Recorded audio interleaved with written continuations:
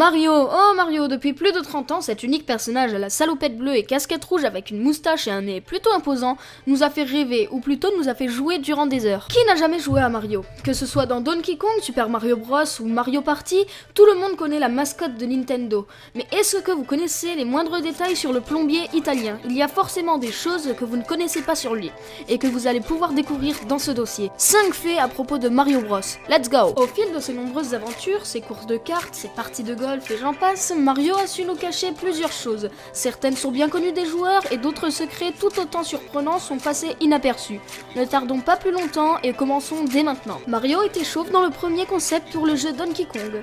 Mario n'a pas toujours été tel qu'on le connaît, comme vous le montre l'image ci-dessous. Mario était chauve et sa casquette ressemblait plus à un chapeau. Ce sont les dessinateurs américains qui le représentaient sans cheveux à ses débuts. Cela veut-il dire que Mario porte-t-il une perruque? Cela expliquerait pourquoi ses cheveux et sa moustache ne sont pas de la même couleur. Le Japon a eu le droit à une version d'Exit Bike avec en vedette Mario et ses compagnons. Alors que nous, pauvres petits Européens que nous sommes, ayons eu le droit qu'à une seule version d'Exit Bike sortie sur NES en 1986, les joueurs japonais ont pu s'essayer à Exit Bike Mario Battle Stadium sorti uniquement sur la Super Famicom Stellaview, une Super NES permettant de télécharger le titre.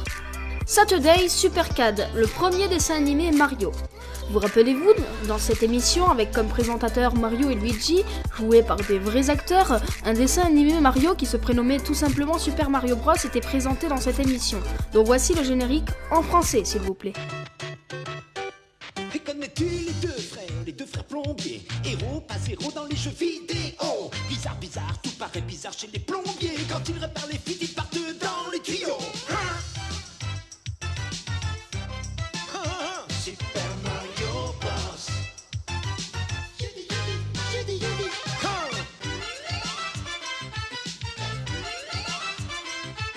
Les Super Mario Bros. Mario et Luigi sont des jumeaux nés dans le royaume champignon.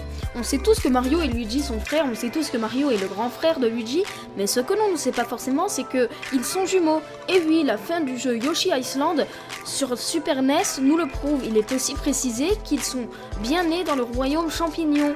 Plus de doutes sur leur origine, reste à savoir d'où vient exactement leur côté italien, on ne le saura sans doute jamais. Et enfin, le son de la flûte dans Super Mario Bros 3 provient de The Legend of Zelda. Vous ne vous êtes jamais dit que le son de la flûte qui permettait de passer des mondes entiers dans Super Mario Bros 3 vous paraissait familier? Si oui, c'est normal, la petite musique a déjà fait son apparition dans une franchise culte de Nintendo, The Legend of Zelda. Le thème de la flûte sera d'ailleurs repris pour le thème de l'intro d'Ocarina of Time.